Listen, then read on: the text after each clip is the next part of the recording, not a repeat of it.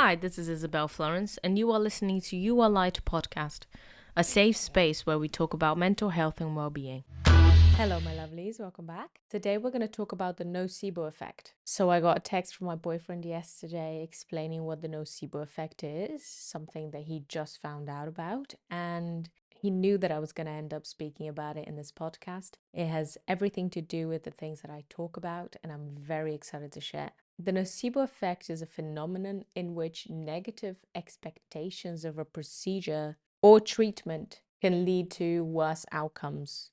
It's basically the opposite of the placebo effect, which is the expectation of something positive ending up influencing the treatment in a positive way.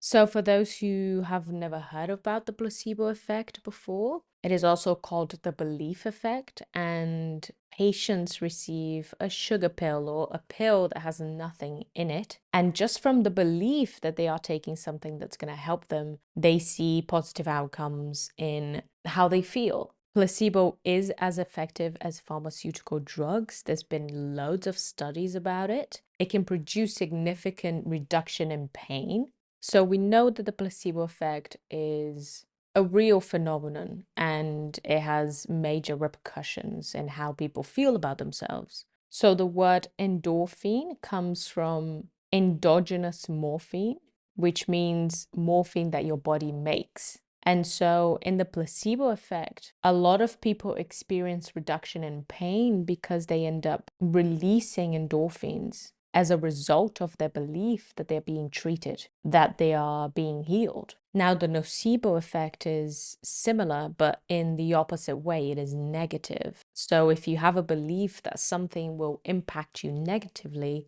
you might have a real consequence just coming from that belief. So if a patient believes that a treatment will cause them harm, they are more likely to experience negative side effects. Another thing that we need to take into account when we're talking about nocebo effect is the stress and anxiety that may be caused by the belief that can therefore influence the result as well. So in the same way that there is scientific evidence showing that the placebo effect is real and really profound, it's the same case with the nocebo effect. It is not a myth, and there is growing evidence of it now. The nocebo effect can be a real problem in medical care. It can lead to patients experiencing unnecessary side effects, and it can even be fatal. For example, people have died within weeks or months or being misdiagnosed with cancer, even though they didn't have the disease. So it's really dangerous. I wanted to talk about this because it highlights the importance of our awareness of our thoughts, how much our thoughts influence us. We have thousands of thoughts a day. And for most of us, most of them are negative. When you consider the nocebo effect and the placebo effect, it becomes clearer how much we are affected by the things that we believe. If you believe you are healed, if you believe you are healing, if you believe you have a life-threatening disease. So the nocebo effect is there to protect us, but we need to be aware of it. And we need to be aware of the beliefs that we have about ourselves because they dictate how we feel, clearly. So we need to remember to not expect the worst in every scenario, to not focus on the negative parts of our lives, to not focus on the negative parts of our past, and to not influence other people's beliefs negatively.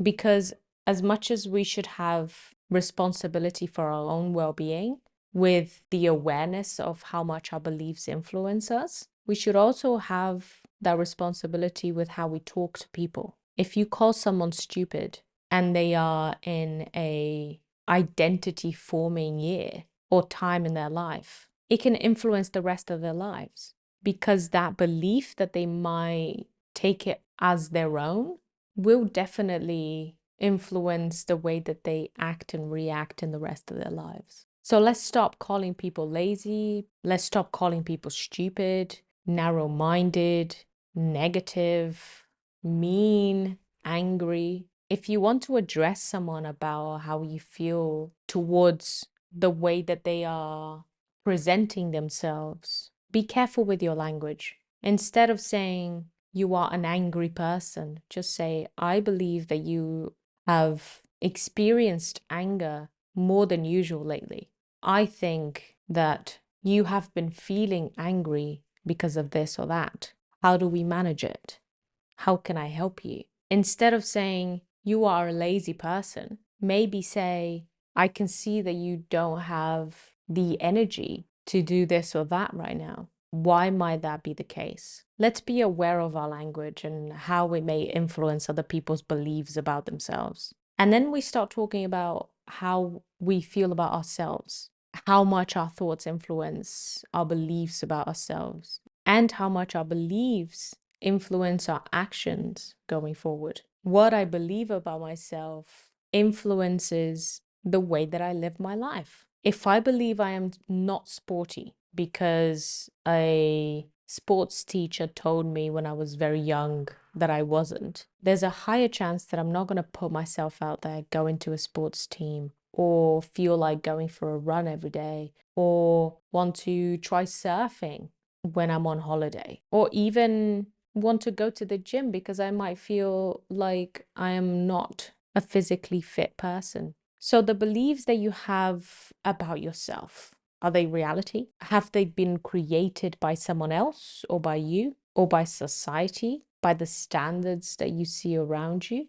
If you're someone who's on social media a lot, you might have a belief about yourself that is molded by what you see on social media. If everyone's using filters and apparently they have flawless skin, you might believe that you have worse looking skin than most of the population.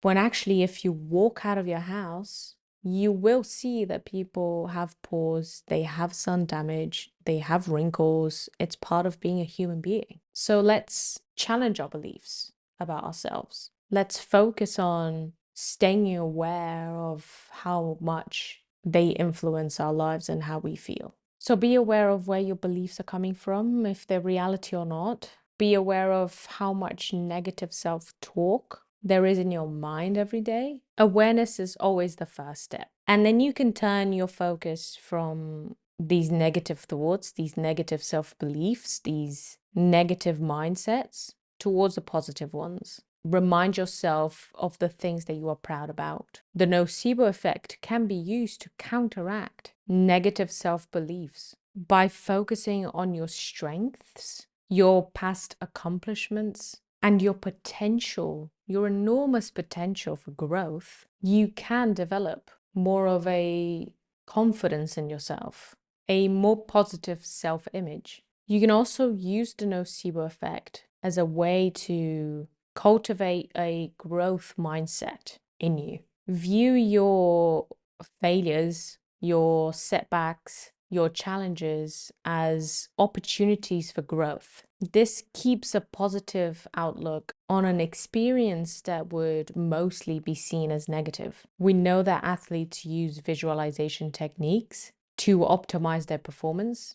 Believing in your own ability and expecting success will boost your confidence and lead to a better outcome every time. So that's another way that you can use the nocebo effect for your own favor. And it can be used to support those around you by repeating positive affirmations to them, by trying to show them the positive outlook on life and how they feel about themselves, by showing them the positive beliefs you have in them so that maybe they can feel the same. Because if they do, it will influence the rest of their lives. And that's something good that you've done for someone else.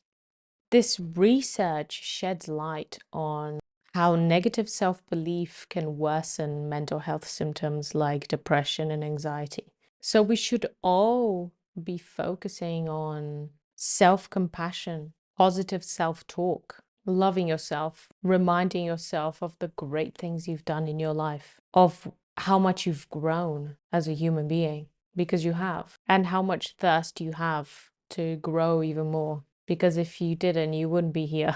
And I'm proud of you for that. So remember, be aware of what you believe about yourself and believe that you are great.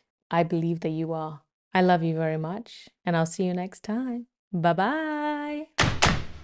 Thank you so much for listening. All the links are written down on the show notes, as well as resources for anyone struggling with their mental health. Don't forget to subscribe so you're notified when we release new episodes. Also, feel free to share our podcast with your friends and family. And if you'd like to get involved, explore our content, or support our work, visit our website www.yourlight.earth. That's YOUR-light.earth. Also, don't forget to follow us on Instagram at u.r.light. Have a wonderful week, and I'll see you next time. The nocebo effect is a phenomenon. The nocebo effect is a phenomenon.